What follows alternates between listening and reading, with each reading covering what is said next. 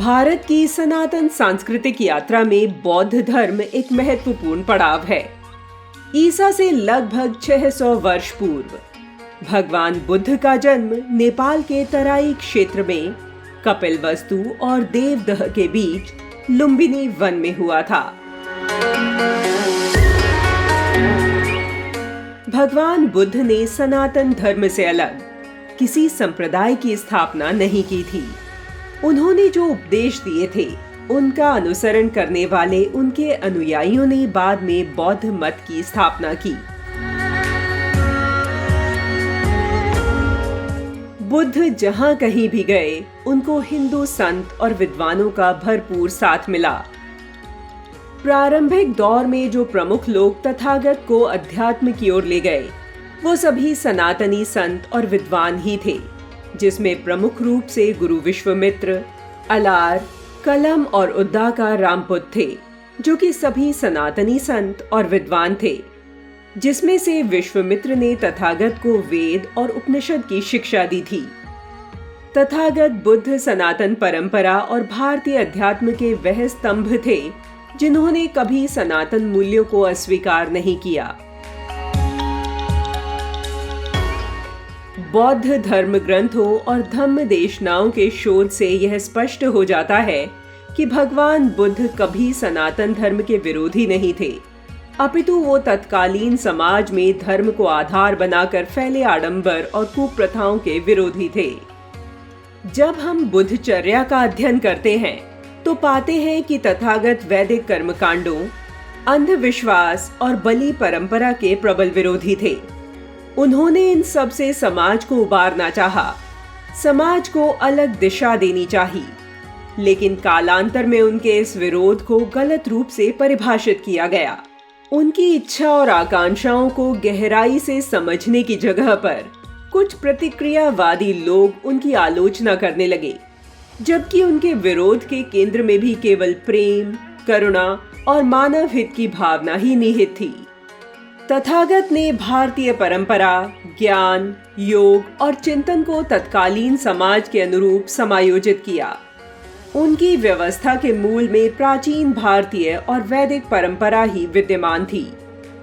बुद्ध जिज्ञासु थे और भारतीय ज्ञान की परंपरा में जिज्ञासा ही आत्मज्ञान का आधार रहा है। जिज्ञासु व्यक्ति ही चिंतन की धारा को प्रवाहित कर नई ज्ञान परंपरा और चिंतन को विकसित करता है। तथागत ने भी यही किया था।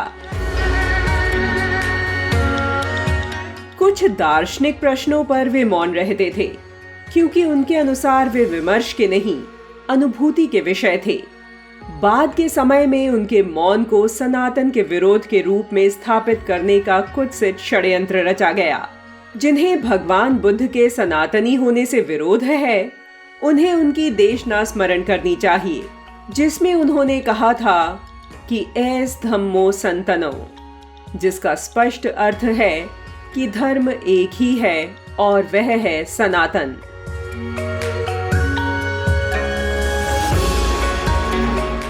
प्रसिद्ध इतिहासकार आर.सी. मजूमदार साल 1992 में प्रकाशित अपनी पुस्तक एंशिएंट इंडिया में वेन स्वांग के नालंदा विश्वविद्यालय से जुड़े एक संस्मरण का जिक्र इस प्रकार करते हैं। नालंदा जैसे हजारों संस्थान भारत में थे, लेकिन नालंदा जैसा वैभव किसी के पास नहीं था। वहां 10,000 विद्यार्थी न सिर्फ बौद्ध साहित्य बल्कि वेद, तर्क, व्याकरण, चिकित्सा, सांख्य दर्शन इत्यादि का भी अध्ययन कर रहे हैं। अपनी पुस्तक इंडिका में मेगास्थनीज सनातन धर्म और उसके दर्शन के संदर्भ में लिखता है, इन लोगों का साहित्य भगवान के समान है। वे भाषण नहीं बल्कि तर्कों का प्रवचन करते हैं, जिससे ज्ञान के छिपे रहस्यों को समझा जाता है। भारत की इसी ज्ञान परंपरा में भगवान बुद्ध भी शामिल हो गए। किसी भी प्रकार का कोई विभाजन नहीं था। इसी सांस्कृतिक समग्रता के दीवाने सिर्फ ग्रीक ही नहीं बल्कि दुनिया भर के साम्राज्यों के दार्शनिक थे।